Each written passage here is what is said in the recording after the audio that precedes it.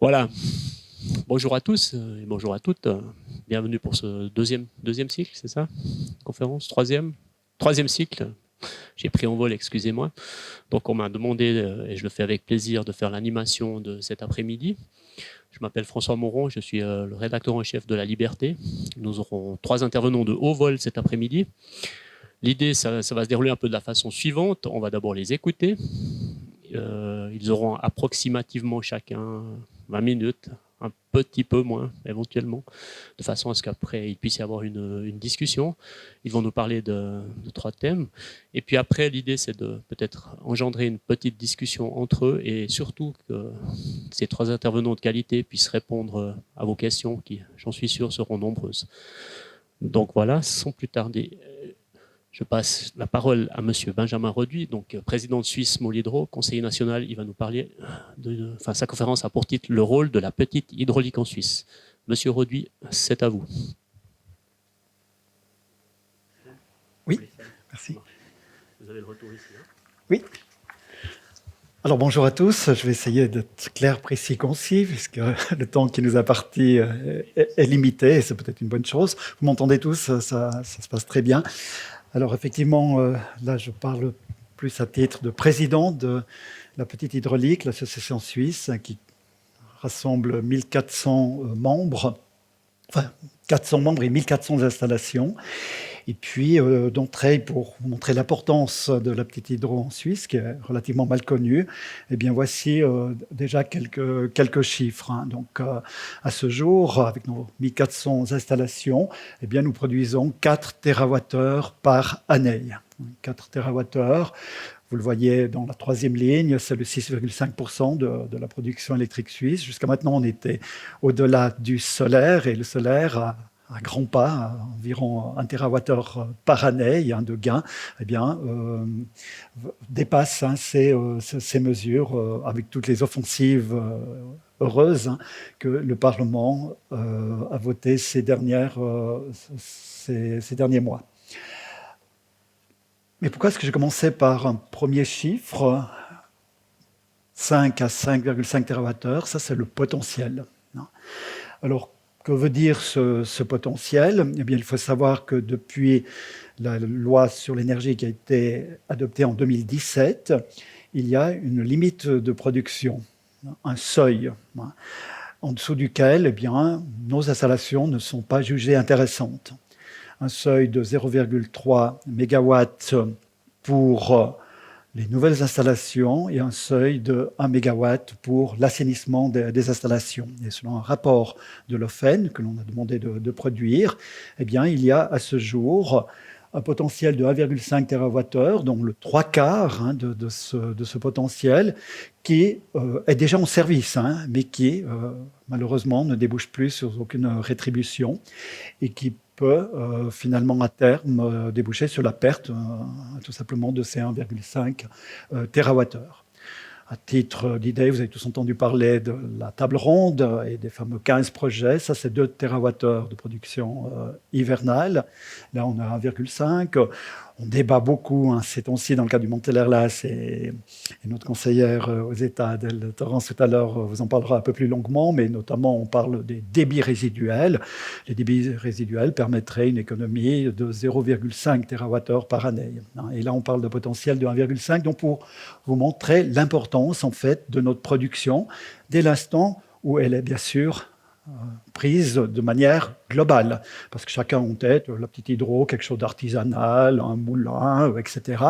Mais si on additionne eh bien, finalement l'ensemble de nos 1400 installations, mais ça donne des chiffres qui sont très intéressants dans le cadre de la transition énergétique et surtout de ce combat pour une énergie renouvelable, une énergie suisse aussi, des facteurs eh bien, qui sont également remplis par le solaire, par le vent, par les autres énergies renouvelables, mais il ne faut pas négliger non plus cette petite hydro.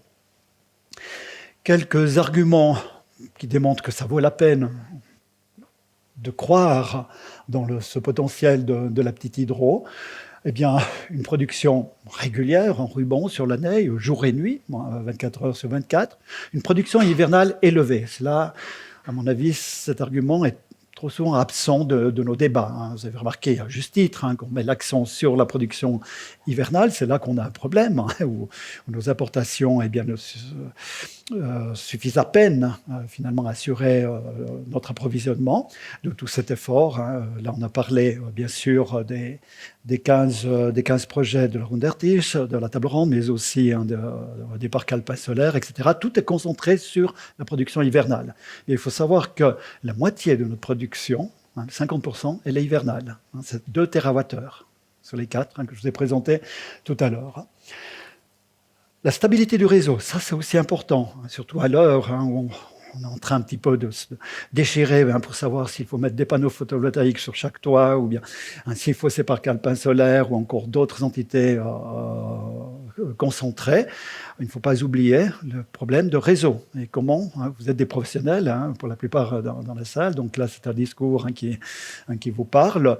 On ne peut pas nécessairement injecter à chaque moment et surtout à volonté, hein, selon la demande, de l'énergie dans des réseaux qui ne sont pas préparés. L'avantage, eh bien, c'est que nos installations, eh bien, elles sont utilisées de manière directe et puis elles contribuent à la stabilité du réseau. Un exemple hein, qu'on aime bien mettre en avant, il date déjà de 2005, c'était à Engelberg, hein, lorsqu'il y a eu des inondations. Eh bien, c'est la petite centrale d'Engelberg eh bien, qui a permis d'assurer pendant plusieurs jours l'électricité hein, sur le site.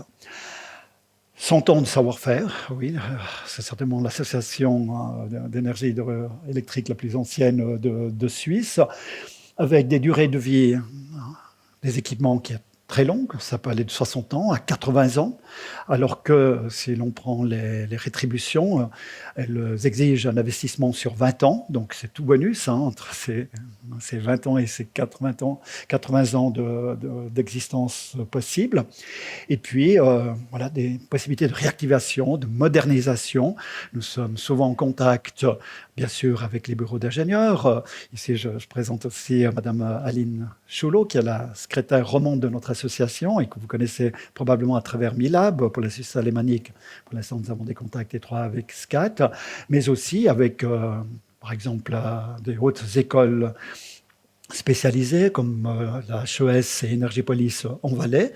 Nous avons des ingénieurs hein, qui nous présentent bien les dernières technologies.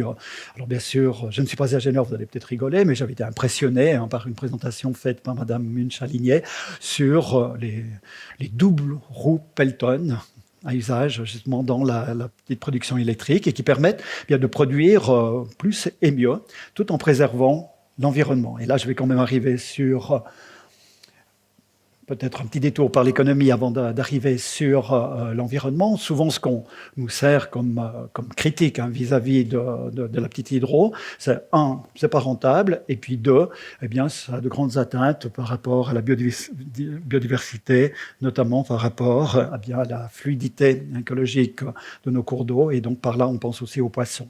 Alors, le premier argument, il n'est plus du tout de mise. Et d'ailleurs, il n'a peut-être jamais été de mise. Hein. Vous voyez peut-être ces courbes de rentabilité.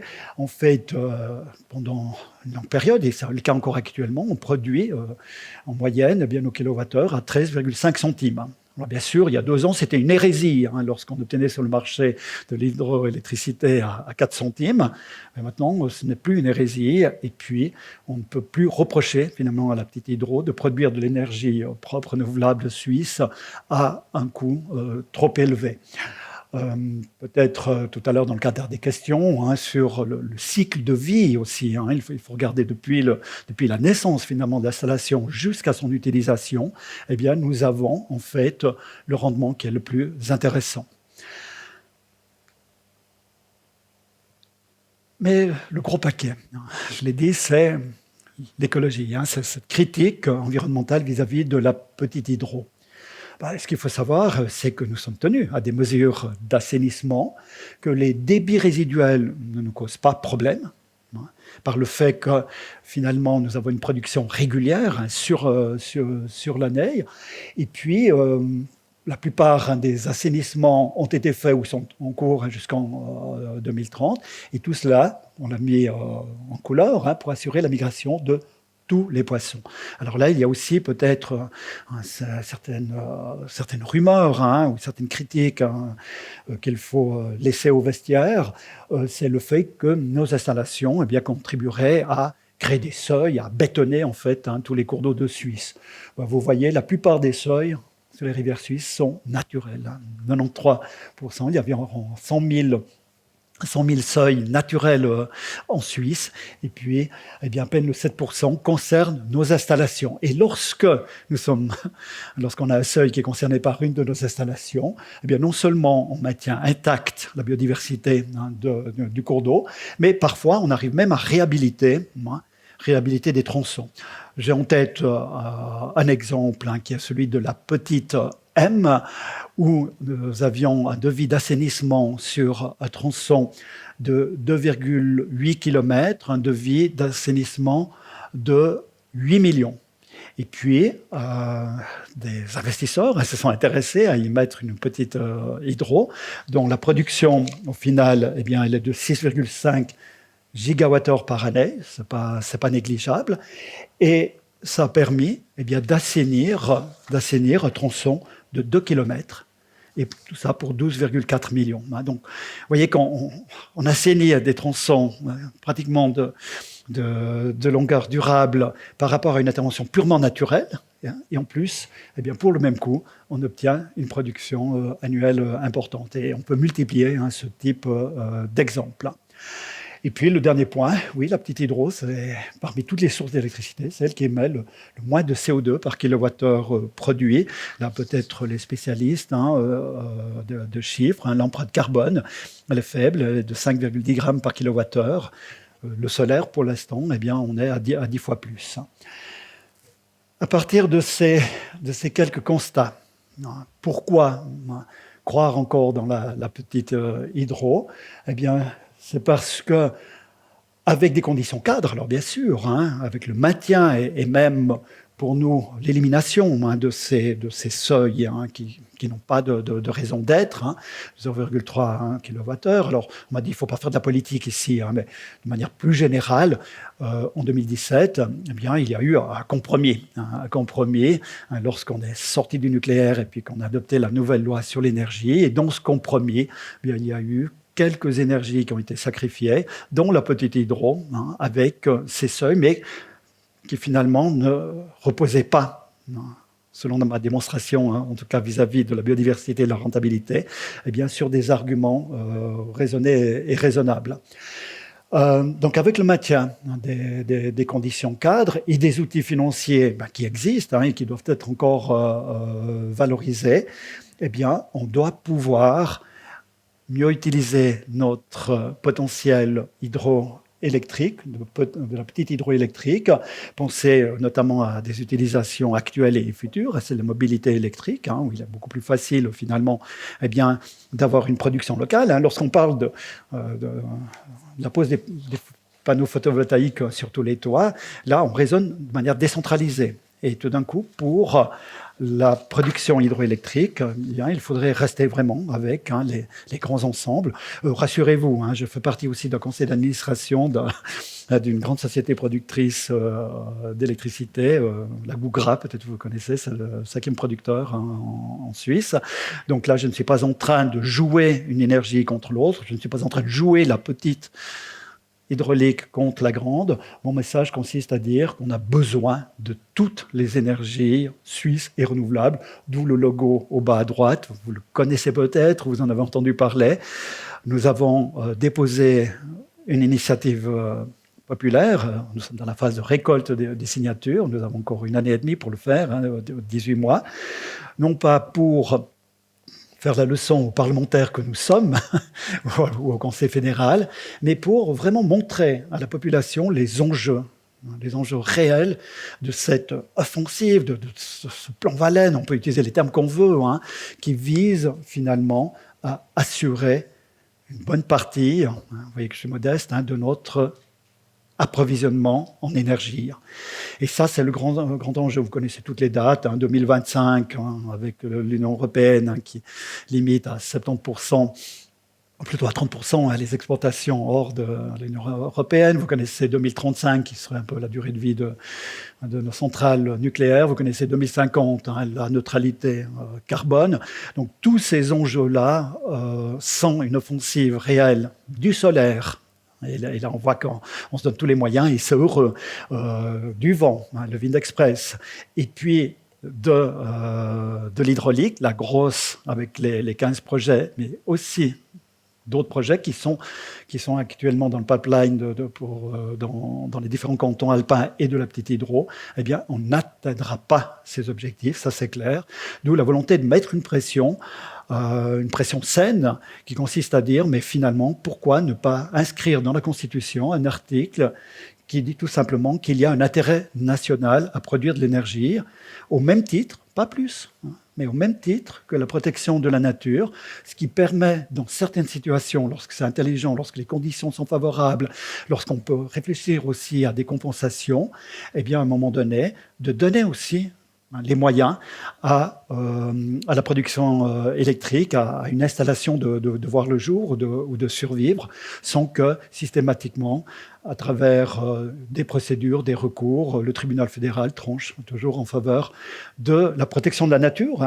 Je répète qu'elle est importante, mais on s'aperçoit qu'il y a un déséquilibre, tout simplement parce qu'il y a un article dans la Constitution qui existe d'un côté et qui n'existe pas de l'autre. Ça, c'est le fondement de notre initiative populaire. Et puis, bien sûr, comme parlementaire, je continuerai de me battre avec mes collègues. Ici, dans la salle, il y a Adèle Torrance. Ce matin, je crois que vous avez entendu M. Nordman, Mme Schneider-Schuttel. On continue de travailler ensemble pour qu'à travers le Monteller-Las, à travers les différents compromis qu'on trouve, eh bien, on puisse réellement produire mieux de l'énergie renouvelable et suisse. Voilà, je ne sais pas si j'ai dépassé le timing, mais il me semble que là, je devrais être à peu près au bout de ma présentation. C'est parfait comme ça, merci beaucoup.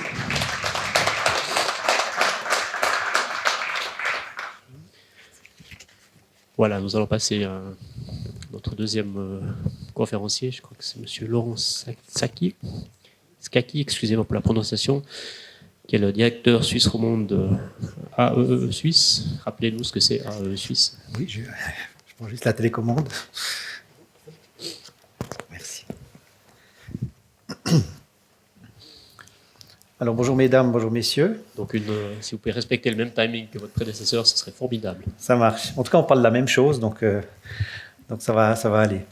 Alors bonjour mesdames, bonjour messieurs. Donc je suis Laurent Scacchi, directeur roman de l'AEE Suisse. Pour la Suisse romande. Aujourd'hui, je vais vous parler du solaire et de l'éolien, en complémentarité de la petite hydraulique. Deux énergies complémentaires en soutien à la biodiversité. Alors, l'AEE Suisse, peut-être pas tout le monde connaît, c'est une association faîtière de l'économie, des énergies renouvelables, de l'efficacité énergétique, de la mobilité et tout ce qui est aussi lié au stockage d'énergie. Cette association, elle façonne activement les conditions cadres pour justement pouvoir développer le virage climatique. Alors ici, voilà. Il y a 38 associations professionnelles qui sont membres, dont Suisse Mol Hydro, Suisse Solar, Suisse Éole sont membres de l'association AEE Suisse. Il y a différents groupes thématiques qui sont faits par l'AEE Suisse. Si vous voulez la documentation, il y a sur le stand en bas de ABEI au plus 1 au rez-de-chaussée. Ce qui est important de dire, c'est que toutes les énergies renouvelables, c'est une grande famille, que ce soit le vent, le soleil, l'hydraulique, petite ou grande. Eh bien, toute cette grande famille, elle doit pouvoir nous permettre d'assurer notre qualité de vie, d'assurer nos places de travail, et puis surtout de pouvoir produire et de réussir notre stratégie énergétique 2050 de la Confédération. Alors, ce qu'on voit ici, c'est vrai, on a beaucoup parlé de l'hiver, parce que c'est l'hiver qu'on est le plus en danger en Suisse au niveau de notre approvisionnement électrique. Et puis, on voit effectivement que... Alors, non, je suis trompé, pardon. Voilà. Qu'en hiver, eh bien, c'est l'éolien et un petit peu de la petite hydraulique qui permet justement notre approvisionnement électrique. La grande hydraulique, le solaire, c'est très fort en été, mais l'hiver, l'éolien peut amener sa solution pour pouvoir assurer notre approvisionnement. Actuellement, il y a plein d'études qui se passent en Suisse. À Neuchâtel, au CSEM, le PFL avec le professeur Baïf, ils sont en train de finaliser une étude sur la complémentarité entre le solaire et l'éolien. Et puis, ce qui permettrait justement, entre ces deux sources d'énergie, alors renouvelables suisses, parce qu'on le voit que l'éolien peut produire 6 TWh déjà en 2030, en hiver, et ça permettrait justement d'échanger notre ruban nucléaire aujourd'hui avec du solaire et de l'éolien. Alors, ça c'est au Mont-Soleil, le Swiss Energy Park, où on retrouve du soleil et de l'éolien. Donc, par rapport, pour résoudre la crise du climat, de la biodiversité, eh bien, conjointement, ces technologies, ces énergies renouvelables locales permettent d'amener des nouvelles solutions. Alors, bon, le solaire, on a parlé de son ratio CO2, aucune pollution. Je crois que tout le monde est d'accord qu'il faut mettre des panneaux solaires. On peut les mettre en toiture, on peut améliorer la biodiversité en laissant dessous un toit végétalisé. On peut mettre des panneaux en tête bêche, on peut les mettre aussi maintenant en vertical. D'ailleurs, les panneaux verticaux, on en parle beaucoup peut-être pour faire du solaire alpin, parce que le fait qu'ils soient en vertical, ils permettront, bifaciaux, ils permettront aussi une meilleure production en hiver. Toutes ces solutions-là, on le voit, il n'y a aucun ancrage au sol. Ce sont des vis qui sont dans le sol, donc c'est démontable, c'est complètement réversible. Et là, maintenant, je vais passer au côté éolien, au fait. L'éolien est beaucoup décrié sur certains aspects.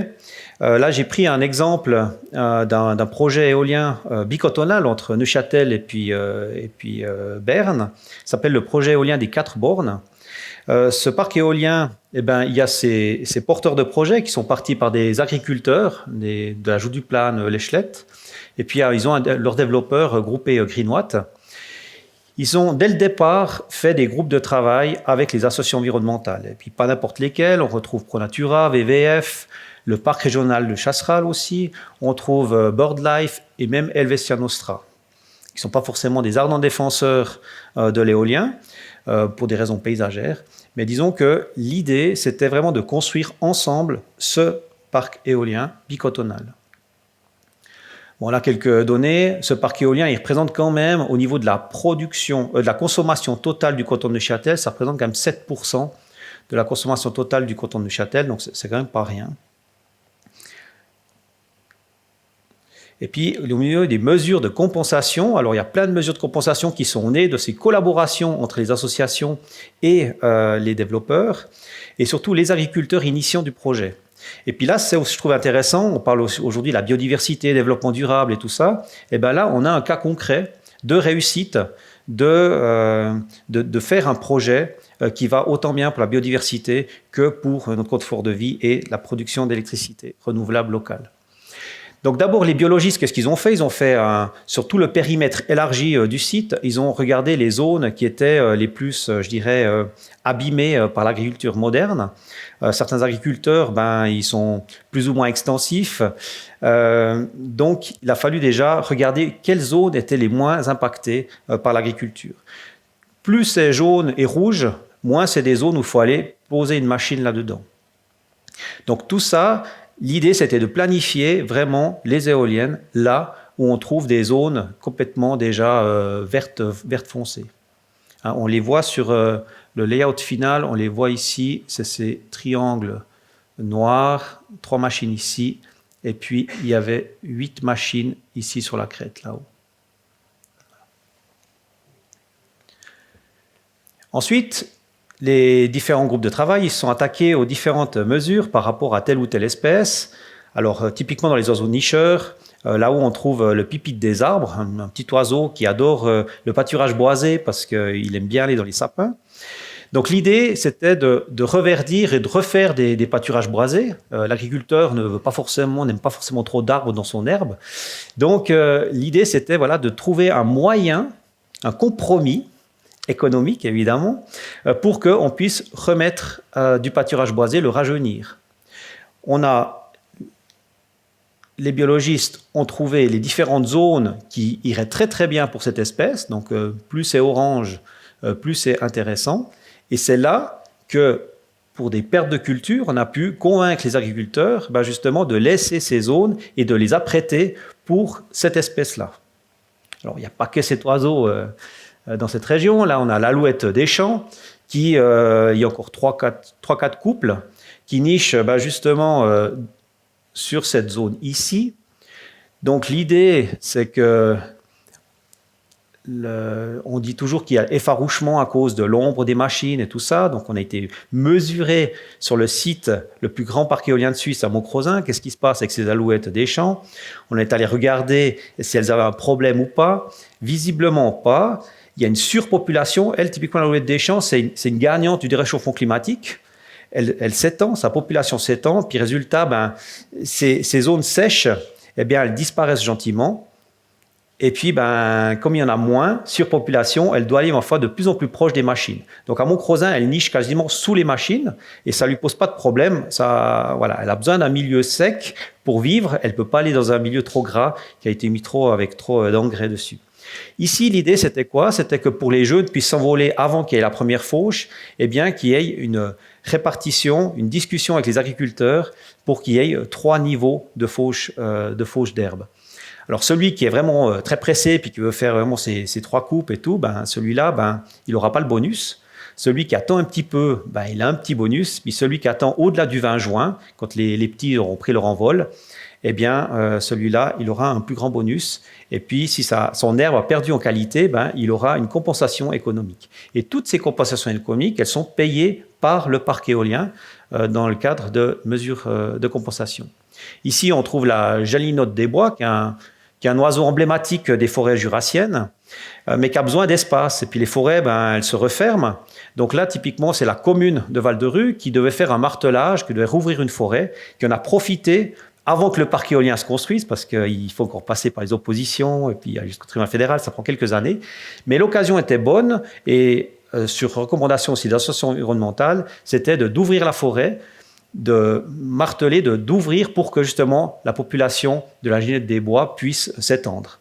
C'est aller au-delà, encore comme mesure de compensation, c'est que la partie jaune, c'est ça qui a été déjà martelé, qui a déjà été faite par la commune de Val-de-Rue, mais toutes les parties roses, c'est des parties qui ont été mises sous contrat, une grosse au nord, c'est avec la bourgeoisie de Sonvilliers, pour justement non seulement refaire une forêt primaire, mais en plus aussi rouvrir la forêt pour ce genre d'espèces. Donc aussi il y a aussi des coûts. Donc ces coûts-là sont pris par le parc éolien.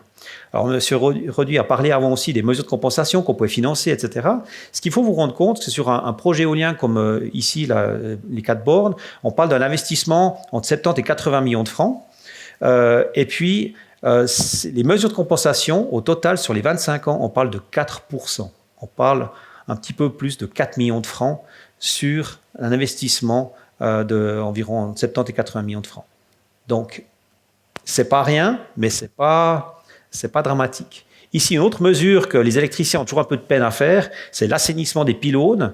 Certains pylônes, ils peuvent être problématiques ou dangereux pour certaines espèces. Le hibou grand-duc, le milan royal, ils aiment bien les se poser sur là où il y a les conducteurs, et puis quand ils s'en vont, avec les ailes, ça fait un arc électrique, et puis l'oiseau, il est grillé. Donc là, d'assainir un pylône comme celui-ci, par exemple, ça coûte 2200 francs. Mais il faut que l'opérateur électrique soit d'accord. Dans le cas de ce projet-là, bien au-delà du parc éolien, on parle de vingtaines de kilomètres, tous les pylônes électriques, on parle de 70 pylônes électriques, sont assainis. Ça, c'est une mesure qui vaut environ 150 000 francs, qui sera faite le jour. Ici, il y a des réseaux écologiques qui ont été faits pour la flore et la faune. Ça peut être refaire typiquement des murs en pierre sèche, replanter des arbustes pour les papillons. On voit les fleurs, le lys martagon aussi. On a aussi fait toutes des études pour la migration des oiseaux. On est allé jusqu'à mettre des micros pour savoir exactement où passaient les oiseaux, les groupes d'oiseaux, la migration d'automne, migration de printemps. Et puis on voit après les flèches bleues, on voit exactement où ils passent. Donc ça permet aussi de ne pas mettre les machines là où il risque d'y avoir le plus de place. On a aussi activé On a aussi développé une solution made in Suisse d'un radar, une sorte de système de surveillance pour la vie faune qui capte au niveau du bruit, qui capte au niveau aussi de la visibilité et qui permet d'arrêter les machines au quart d'heure près si tout à coup il devait y avoir une menace pour des migrateurs. Ici, sur cette zone du Jura, il y a des dolines. Toutes ces dolines, souvent, elles ont été remplies avec du chenille.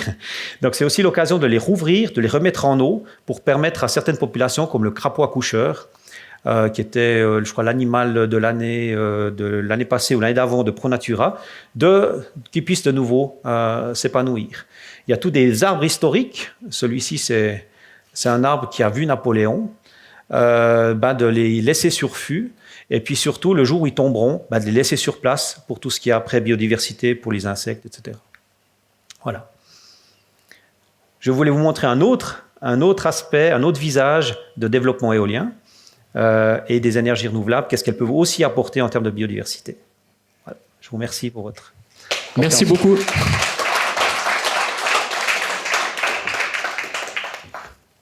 Voilà.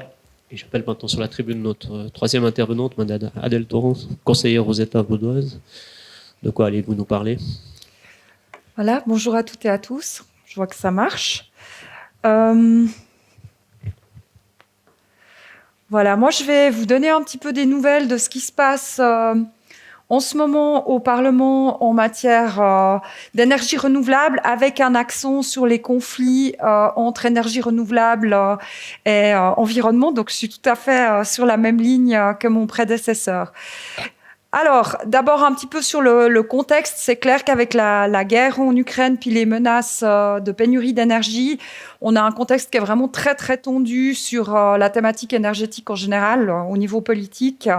Il y a eu aussi beaucoup de critiques sur la lenteur de mise en place de la stratégie énergétique 2050. Et puis avec les élections, on en parlait encore dans le train avec Benjamin Reduit, c'est clair que c'est des moments où on a de la difficulté plus que d'habitude à trouver des compromis et à discuter de manière sereine entre les différents bords.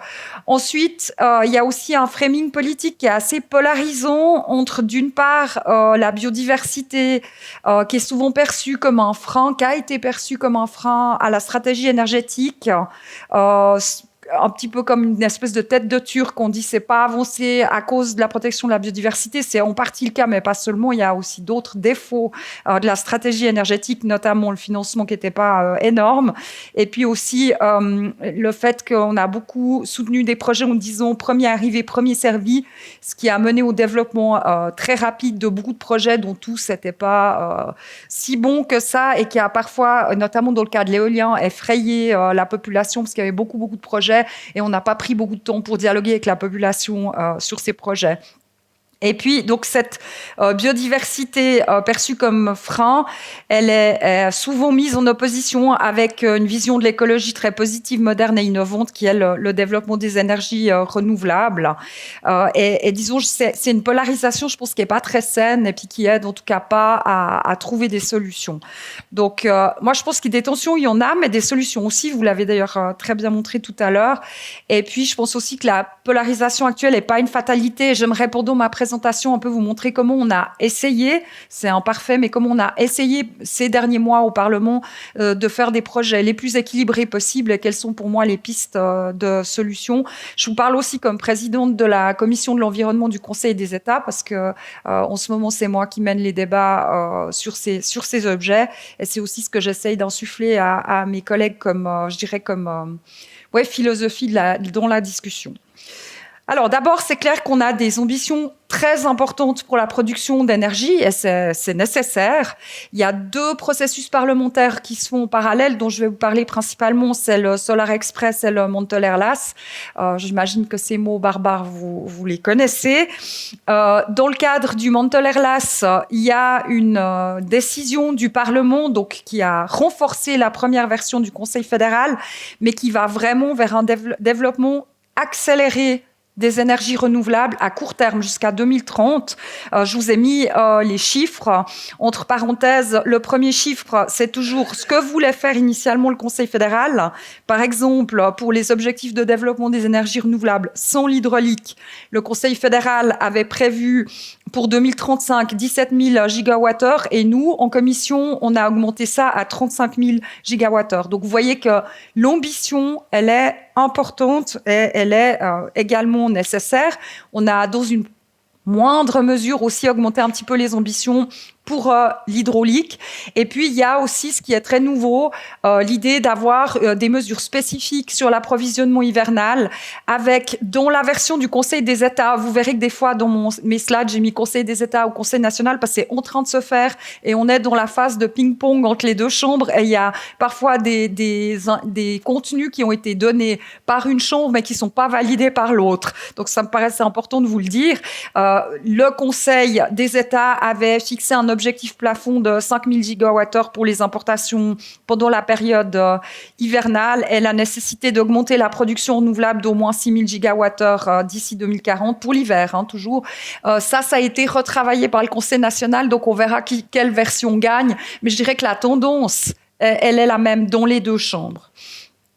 Alors, qu'est-ce qui s'est passé avec le Solar Express ? Ça, c'est de l'histoire, donc j'ai plus besoin de vous dire qu'est-ce qui était dans une chambre ou dans l'autre. On l'a voté en septembre 2023, c'est en vigueur et c'est une loi limitée dans le temps qui est valide jusqu'en décembre 2025. Il y a des conditions spéciales qui sont offertes pour la construction de grandes installations solaires jusqu'à une production annuelle de 2000 gigawattheures. Ces constructions, elles vont être considérées comme relevant d'un intérêt national et leur implantation est imposée par leur destination. Ça veut dire qu'il n'y a pas d'obligation d'aménager le territoire et que l'intérêt à la réalisation de ces grandes installations prime en principe sur d'autres intérêts. Si on construit ce genre d'installation dans des objets protégés, par exemple des inventaires, il n'y a pas d'obligation de conservation intacte, mais une obligation de ménager l'objet le plus possible, y compris avec des mesures reconstruction, remplacement. On a vu quelques exemples excellents tout à l'heure de ce qu'on peut faire comme compensation quand on a un impact qui n'est pas évitable. Ensuite, il y a une rétribution unique qui représente au maximum 60% des coûts d'investissement. Donc, c'est quand même un joli cadeau pour les acteurs économiques qui vont développer ces instruments et ça va augmenter probablement l'attractivité de ce type de projet. C'est évidemment limité dans le temps jusqu'au 31 décembre 2025. Cependant, et c'est des choses qu'on a peut-être un petit peu moins vues quand il y a eu des débats justement très polarisés autour de ces projets, les installations de ce type-là restent exclues dans les marais et les sites marécageux, dans les biotopes d'importance nationale et les réserves de sauvagines et d'oiseaux migrateurs, donc on ne peut pas les faire partout. Il y a une production minimale annuelle qui doit être de 10 gigawattheures et vous avez vraiment des critères qui font que tous les projets ne peuvent pas être réalisés. Ensuite, le canton délivre, évidemment, est consulté, délivre l'autorisation avec l'accord de la commune et du propriétaire. On doit faire une étude d'impact sur l'environnement, ça a été maintenu. Et puis, les installations doivent pouvoir être démantelées à la mise hors service. Enfin, c'est clair qu'on ne peut pas construire n'importe où parce qu'après, il faut transférer cette énergie vers les utilisateurs. Et il y a actuellement des projets dont on a beaucoup parlé qui n'offrent pas ces possibilités et qui probablement ne seront pas réalisés parce que c'est une chose de produire l'énergie, mais ensuite, encore faut-il pouvoir la transmettre.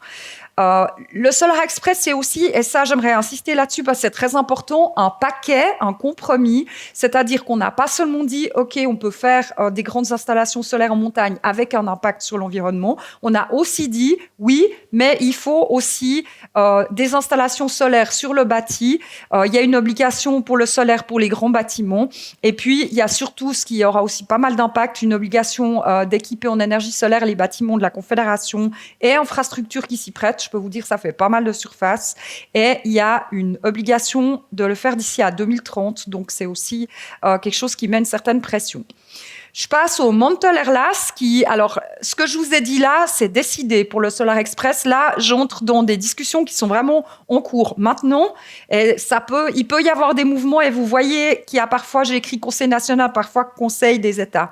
Il y a dans le Montel-Erlas des mesures qui sont extrêmement polarisantes et qui sont potentiellement référendum fake, qui sont potentiellement susceptibles de mener à des référendums en bon français.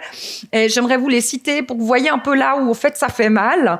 Le Conseil national, Benjamin Redu en a parlé, a décidé de suspendre les articles de la loi fédérale sur la protection des eaux qui concernent les débits résiduels jusqu'à fin 2035. C'est pour les organisations de pêcheurs et pour certaines organisations écologistes, pas toutes, mais certaines, une raison de lancer un référendum contre le paquet. Il y a aussi, et ça c'était chez nous au Conseil des États, la levée de l'interdiction de construire de nouvelles installations d'énergie renouvelable dans ces zones particulièrement précieuses que sont les biotopes d'importance nationale. Ça, le Conseil national est revenu dessus, mais comme on n'est pas d'accord et qu'on a l'habitude de se battre jusqu'au bout, c'est encore en discussion, en tout cas jusqu'à la fin de la session de juin. Et puis, il y a aussi la levée de l'obligation de prendre des mesures de protection, de restauration, de compensation quand on intervient sur des zones précieuses. On l'a vu, il y a parfois des mesures très intéressantes qui peuvent être prises. Et ça, c'est un point aussi qui est dans le paquet qui est très polarisant si on pouvait ne plus le faire ou ne plus être obligé de le faire. Mais le monteur l'Airlas, c'est aussi, et j'aime aussi toujours le dire, il y a énormément de choses extrêmement positives dans le monteur l'Airlas. C'est pour ça que ce serait dommage d'aller au clash et au référendum avec ce paquet. Et que, en tout cas, comme président de la Commission de l'environnement, mon objectif, c'est vraiment qu'on arrive à travailler de manière à ce que les mesures qui fâchent le plus soient sorties. D'un côté comme de l'autre, je vous l'ai pas dit, il y a aussi des mesures qui fâchent pas les écologistes, qui fâchent d'autres groupes d'intérêt, notamment dans le monteur l'Airlas, une obligation pour tous les bâtiments, pas seulement les grands, d'être équipés en solaire. Et ça fâche beaucoup l'organisation des propriétaires alémaniques. Là, il y a Rushdie Graben, les romans sont d'accord, mais pas du tout les alémaniques, et ils menacent de l'ancien référendum. Mais parmi les points positifs qui sont dans le monteur l'Airlas et qui, je l'espère, vont rester, c'est probable, il y a une prime flottante de marché pour les grands projets, un tarif de reprise de l'électricité verte plancher minimum pour garantir, ça c'est plutôt pour les petits producteurs qui puissent amortir leur installation. La possibilité de créer des communautés de consommation, donc d'avoir des grands toits qui produisent beaucoup d'énergie solaire, mais de se partager la consommation de ces grands toits entre plusieurs ménages. Il y a des objectifs d'économie d'énergie appliqués aux fournisseurs d'électricité. Là, il manque la parenthèse, ça c'est le Conseil national qui a introduit cette mesure. J'espère qu'elle passera aussi au Conseil des États. Je trouve que c'est vraiment une mesure intéressante. C'est ce qui se fait en fait beaucoup à Genève déjà. Il y a des grands projets hydrauliques validés par la table ronde. Je trouve que c'est aussi très précieux. Les gens se mettent autour d'une table et ils se mettent d'accord en amont. Simplification de procédures pour les projets solaires, notamment en façade, et puis aussi tout à fait passionnant, je trouve, une ouverture vers l'agro-photovoltaïque, donc l'utilisation des panneaux solaires aussi dans les cultures agricoles, pour autant que la productivité soit maintenue. Voilà, je vais terminer avec, pour moi, les directions vers lesquelles il faut aller, les solutions vers lesquelles il faut aller. Je pense d'abord que c'est très important. Si on a des projets, et c'est probablement inévitable, qui ont un impact sur l'environnement, c'est très important de pouvoir dire aussi à la population et aussi aux gens qui vont supporter ces impacts, de leur dire qu'on va aussi cesser de gaspiller l'énergie. Parce que c'est très difficile à avaler qu'on abîme une région que vous aimez si en même temps vous savez qu'un tiers de l'énergie produite est jetée à la poubelle. Ça, c'est quand même quelque chose sur lequel on doit agir, et je pense que c'est important qu'on mette en place des mesures dans ce domaine-là. Ensuite, il faut toujours commencer par le plus facile. Donc, c'est clair que le solaire sur les bâtiments, les infrastructures ou les parkings, ça dérange très peu de gens. Donc, commençons déjà par là et allons le plus vite possible là-dedans. Et puis, on a déjà là un énorme potentiel. Ensuite, moi, je crois beaucoup aux tables rondes. On l'a fait dans l'hydraulique. Je pense qu'on devrait le faire aussi pour les grands projets solaires, pour pouvoir, dès le départ, trouver des accords entre les différents acteurs et éviter les blocages. Et puis, pourquoi pas les éoliennes, s'il y a des grands projets éoliens, je pense que ça vaut la peine de les discuter en amont. C'est aussi ce que vous avez montré avec votre bon exemple. Privilégier, alors ça va pas tellement dans ta direction, Benjamin, privilégier les projets à haut niveau de production s'il y a un impact environnemental. Bon, tu as montré que c'est pas forcément le cas non plus dans la petite hydraulique, mais je pense que quand il y a un impact environnemental, on doit aussi pouvoir dire d'une certaine manière, ça en vaut la peine. C'est-à-dire qu'avec cet impact-là, au moins, on produit vraiment beaucoup. Et d'avoir un bon équilibre entre les deux, c'est ce qu'on pourrait appeler l'efficacité écologique. Et je trouve que on s'est trompé pendant la stratégie énergétique, la première phase. On a vraiment beaucoup dit premier arrivé, premier reçu et premier servi. Et en fait, on devrait vraiment avoir des critères d'efficacité écologique pour tous les projets pour pas avoir cette espèce d'afflux de projets dont certains sont mauvais et qui finissent par crisper tout le monde. Et puis aussi, moi, je crois beaucoup aux compensations. Je pense que c'est très important quand on abîme quelque chose de pouvoir promouvoir la biodiversité et l'environnement ailleurs, là où c'est possible. Il y a des dommages qui sont probablement inévitables, mais essayons au moins de les compenser comme on peut. Et puis, j'aimerais terminer sur ce point-là. Ne jamais oublier que toute production a un impact. Même quand vous mettez des panneaux solaires sur un toit où ça dérange personne, la fabrication des panneaux solaires, il y a des métaux, il y a des produits qu'on utilise pour ces panneaux solaires qui ont un impact. Donc toute production a un impact, d'où la nécessité de ne pas gaspiller l'énergie. Et puis, quand même, des dégâts locaux intelligemment restreints et ou compensés valent toujours mieux que des dégâts globaux et massifs liés à la crise climatique. Il faut toujours garder à l'esprit que l'énergie propre, elle est propre, mais elle a un impact. Mais si on développe les énergies renouvelables, c'est pour éviter une crise climatique massive qui aura un impact encore bien plus dramatique. Donc, gardons ça à l'esprit et relativisons aussi parfois certains débats qui sont très émotionnels en se disant, rappelons-nous ce qui nous réunit tous, c'est-à-dire on veut éviter la crise climatique et on doit le faire à tout prix. Là, on n'a vraiment pas le choix. Voilà.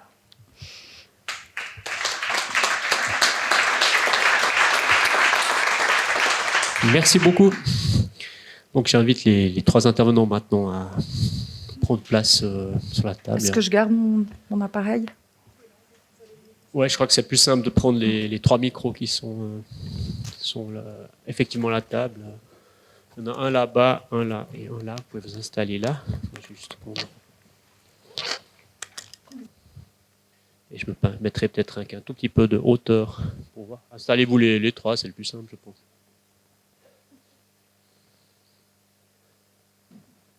Celui-là, il fonctionne aussi ?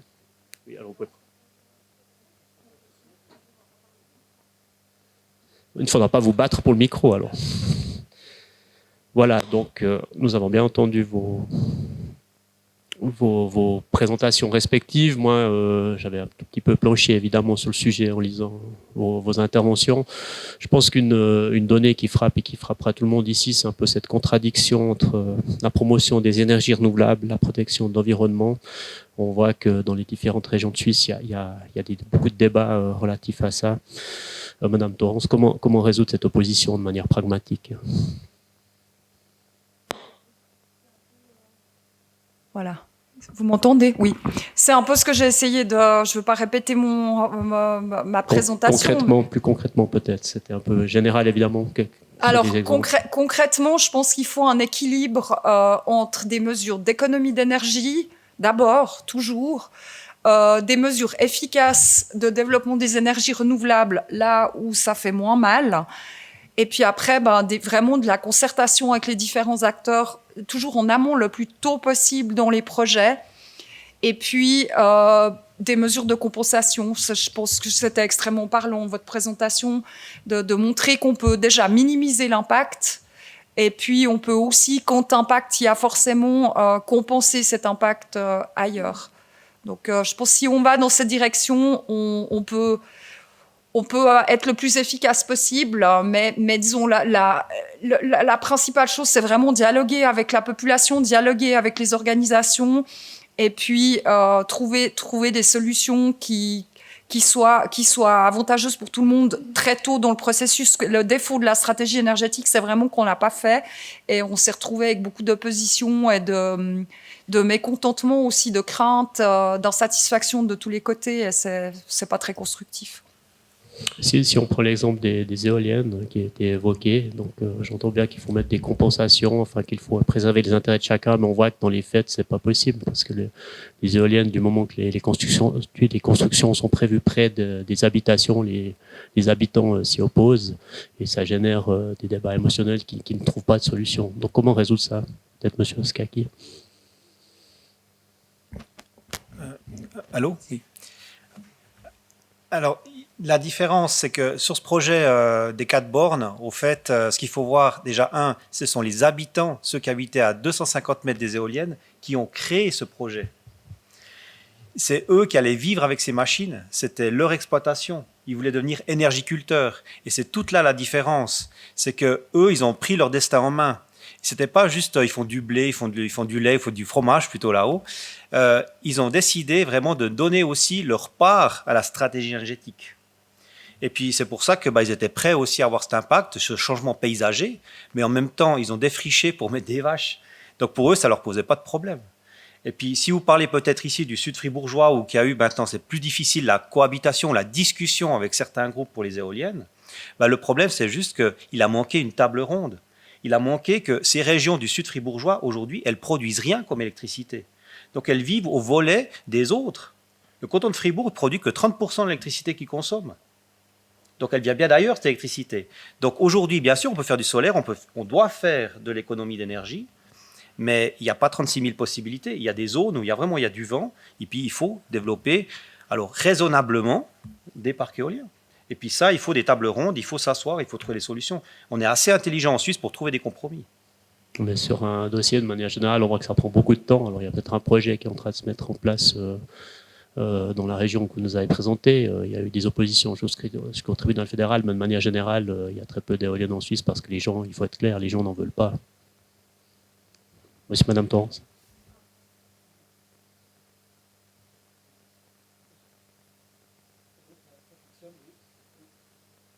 Voilà, ça fonctionne, oui.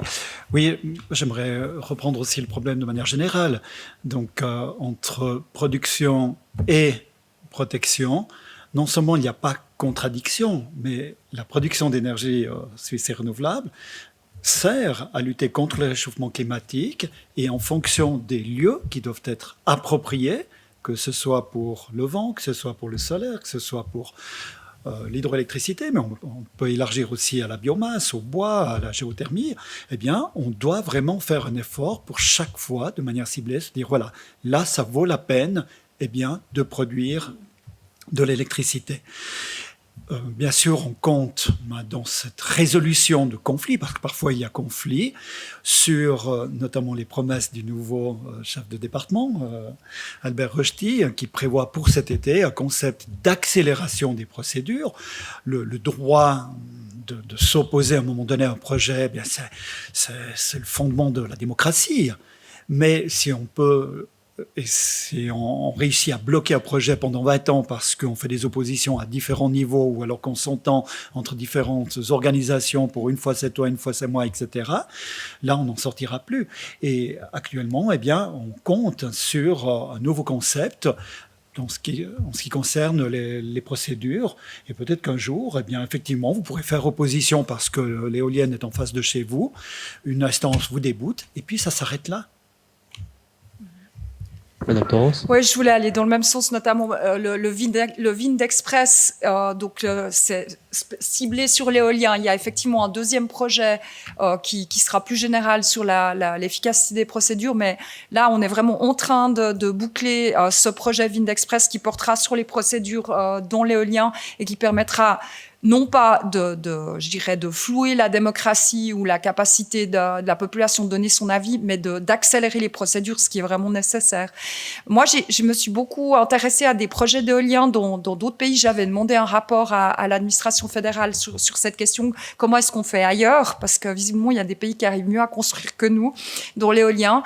Et en fait, je pense qu'une des erreurs qu'on a fait dans l'éolien en Suisse, c'est qu'il y a des grands acteurs, je ne sais pas s'il y a des gens des SIG dans la salle, mais ça leur parlera, il y a des grands acteurs qui, au moment où on a lancé la stratégie énergétique et la RPC, ont fait beaucoup de projets ailleurs, donc pas sur leur propre territoire, et sont venus vraiment en top-down imposer, entre guillemets, des éoliennes à des régions qui en profitaient pas. Et ça, je pense que c'est vraiment une erreur. Je pense que typiquement un projet comme les éoliens, qui a vraiment un impact sur le paysage vécu des gens dans une zone donnée, indépendamment de l'impact sur la biodiversité.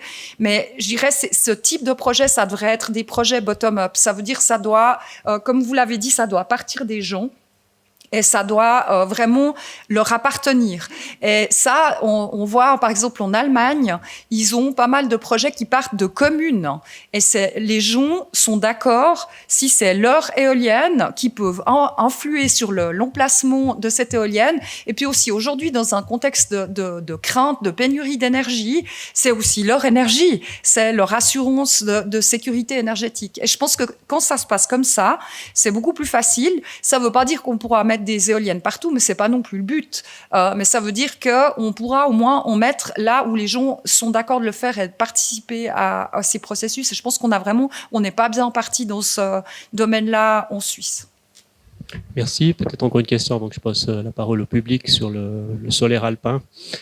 Là, plus que jamais, je pense l'intérêt entre la production énergétique, qui est évidente pour tout le monde, et la protection du paysage. On voit qu'il y a des intérêts très contradictoires parce qu'effectivement, on touche peut-être à l'identité nationale plus que jamais avec la montagne. Est-ce qu'on peut vraiment raisonnablement poser des panneaux solaires comme ça sur les Alpes, Monsieur Roduit? Évidemment, et vous le sentez très bien, là, la convergence dans nos interventions, il faut casser les tabous. Comme celui de l'éolien qui finalement dérange. Alors on n'entre pas en matière, où j'ai parlé tout à l'heure de ces seuils absurdes pour la petite hydro et pour tout autre projet. Pour les parcs solaires alpins, c'est la même chose. Certains se réaliseront parce que c'est intelligent, ils sont bien situés, ils ne dénaturent pas le paysage parce que personne n'y va. Je prends l'exemple de Grangiols. C'est dans une vallée latérale de la vallée de Conches. Aucune cabane, même de chasseurs, dans cette région. Ensuite, le potentiel. 600 gigawattheures, c'est énorme. C'est 60 millions de litres de mazout qu'on n'a pas besoin d'apporter par année. Il y a un projet encore plus ambitieux dans le Vispertal, dont le potentiel est de 1400 gigawattheures, donc 1,4 TWh. Peut-être que ça se fera, peut-être que ça ne se fera pas. Mais on ne doit pas sauter la réflexion, avancer aussi avec ces projets, puis avec des moyens, parce que tout d'un coup on se dit « Oh là là, on va toucher à notre Éden helvétique ». Et puis un autre élément qui est quand même essentiel. En 2060, on sera peut-être, même probablement, je ne serai plus là. Mais on ouvre les paris, on n'aura plus de problèmes d'énergie. Je crois que ce matin, vous avez entendu M. Nordman, c'est lui qui défend cette thèse, avec l'offensive du solaire, eh bien en 2060, on produira même plus que ce qu'on aura besoin, y compris en hiver. Donc il y a une phase de transition qui est pénible, qui est difficile, où on peut essayer de faire des économies. Moi, j'aime mieux parler de lutte contre le gaspillage, parce qu'il ne faut pas se leurrer, tant au niveau de notre productivité que de notre standard de vie. Je ne crois pas qu'il y aura une baisse énorme. Vous avez vu cette année, avec la peur au ventre, on a fait quoi, 5% d'économie au niveau des ménages privés et puis des entreprises. Donc, il ne faut pas baisser les bras, il faut toujours lutter contre le gaspillage, mais soyons réalistes. Il y a une période qui va d'aujourd'hui en 2060. Alors, qu'est-ce qu'on veut faire? Est-ce qu'on veut réactiver les centrales nucléaires? Est-ce qu'on veut continuer de compter sur Poutine? Ou bien alors, si, durant cette phase de transition, on crée par exemple des parcs alpins solaires qui font peut-être dans certaines situations mal aux yeux, mais qu'on va démonter, ça c'est déjà dans les contrats qui sont en train de signer, où on les démontera au moment où il le faudra. Si c'est 2050, c'est 2050, si c'est 2060, on attendra. Donc il n'y a rien d'irréversible en fait dès le moment où on va essayer de promouvoir des énergies renouvelables. Ça c'est un élément auquel on ne pense pas souvent. Et puis enfin, si vous le permettez, tout à l'heure il y a un mot qui m'a fait mal, je crois que c'est Adèle qui l'a utilisé, le mot cadeau, avec les 60% de... Non, mais il ne faut pas rêver.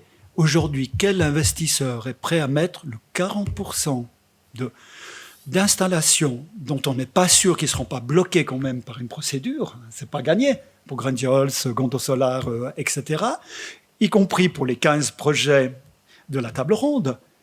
On peut ouvrir les paris. S'il y en a 8 qui se réaliseront, ce sera pas mal. Parce que ce sont des investissements qui sont énormes, même à 40%, dans un marché qui est instable. Vous comptez sur une pérennité de 60 ans ou 80 ans. Donc il y a tout l'aspect propriété aussi qui joue un rôle, bien sûr celui du retour des concessions hydrauliques, si je parle des barrages. Bref, ça ne court pas les rues, les investisseurs. Et parmi les grands acteurs actuellement en Suisse, plusieurs disent on avance, mais on verra. Pour le moment, il n'y a rien de signé. Ça, c'est aussi une contrainte avec laquelle il faut composer. Donc, ne mettons pas en amont trop de freins.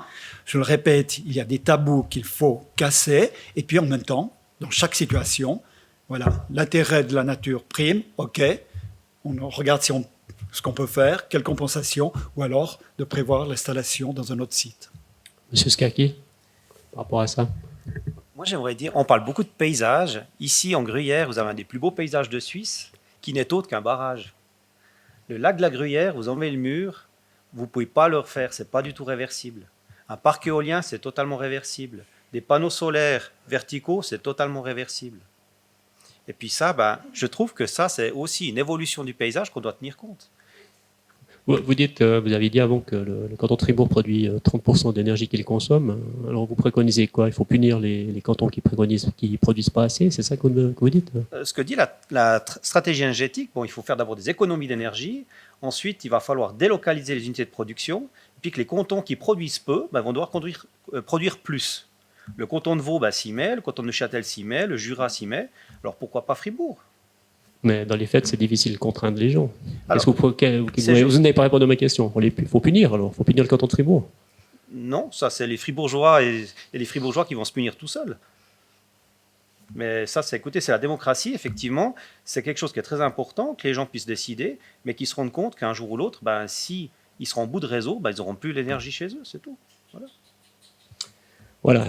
Je crois qu'il est temps de passer au public. Quelques questions. Je demanderai simplement aux gens qui poseront leurs questions de se présenter et de poser la question à un des intervenants. Vous allez leur donner le micro. On a encore quelques minutes, je pense que ça vaut la peine. Des questions? Monsieur?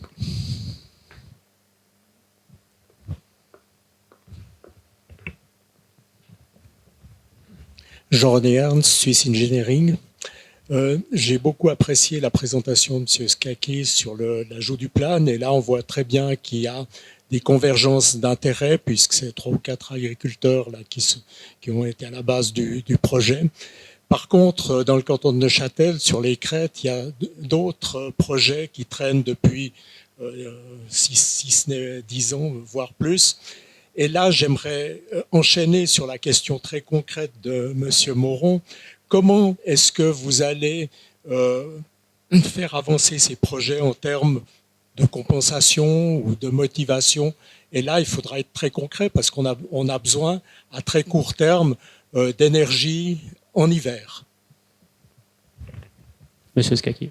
Alors, vous mentionnez le parc éolien du Crémeuron, qui a débuté dans les années 2000, qui a passé 2 fois déjà au tribunal fédéral, qui a obtenu son plan d'affectation cantonale, mais comme ils n'avaient pas fait des procédures en parallèle avec le permis de construire, ils ont dû recommencer, quand ils ont dû mettre à l'enquête publique un projet, mais comme le plan d'affectation, il disait que c'était des machines de 70 mètres de haut au bout de pale, ils ne peuvent pas mettre une machine de 200 mètres de haut.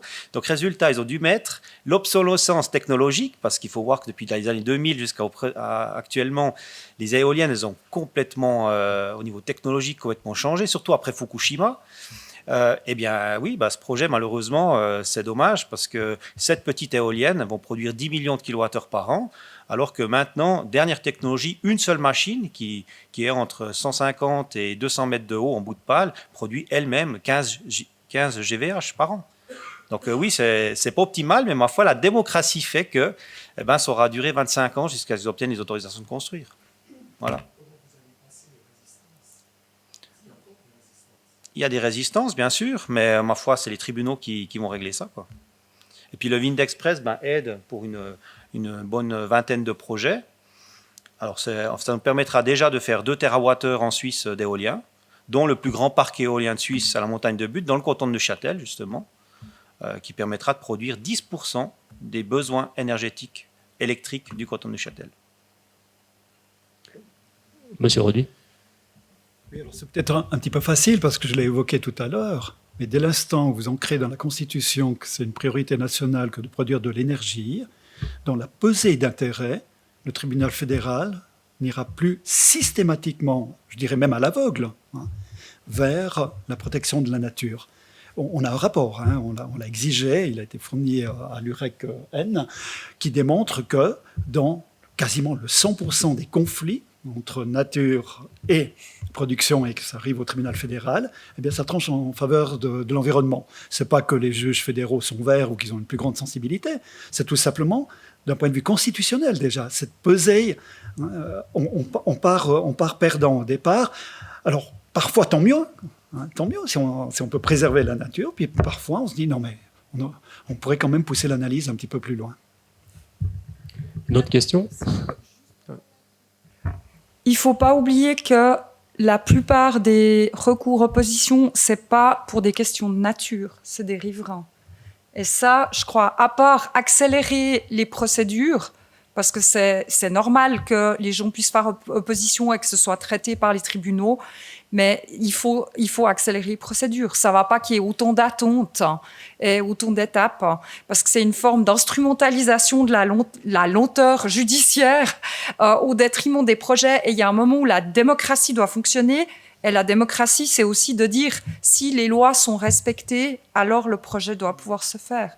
L'accélération des procédures, ça, avec le Vindexpress, il y aura une petite accélération, ça concerne qu'une vingtaine de cas. Et puis après, on verra, le nouveau conseiller fédéral, Albert Rochety, va sortir un nouveau paquet. Pour le moment, il y avait déjà une première version qui datait de l'époque de Madame Simonetta Sommaruga. On ne sait pas très bien ce qui va garder de ça, ce qui va rester. Mais il y aura une nouvelle proposition et on verra si ça peut aider, si ça va trop loin, si ça va pas assez loin. Le débat politique se fera. Question encore de M. Filot.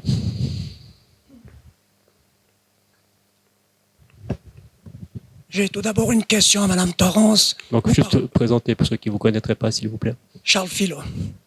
Je suis président d'une association qui lutte pour préserver son territoire contre l'implantation d'éoliennes géantes. Mais en fait, ma question, Mme Torrance, on parle beaucoup de démocratie ici. Et j'ai l'impression que les lois qui sont discutées actuellement au Conseil national visent justement à supprimer une part de démocratie qui, jusqu'à présent, était de la compétence des communes de décider de leur aménagement et de leur affectation du territoire. Et c'est ce qu'on cherche, je crois, enfin, si je comprends bien les débats qui ont cours, c'est ce qu'on cherche à supprimer. C'est-à-dire que l'autonomie des communes est mise à mal et que naturellement les populations ne sont même plus consultées pour savoir ce qu'il va advenir de leur territoire. Et puis, j'aimerais adresser une remarque au monsieur qui nous a traités de profiteurs. Il ne faut quand même pas oublier que le canton de Fribourg produit aujourd'hui, grâce à l'hydraulique, plus de 30% de sa consommation énergétique. Alors surtout, ne nous traitez pas de profiteurs. Soyez polis.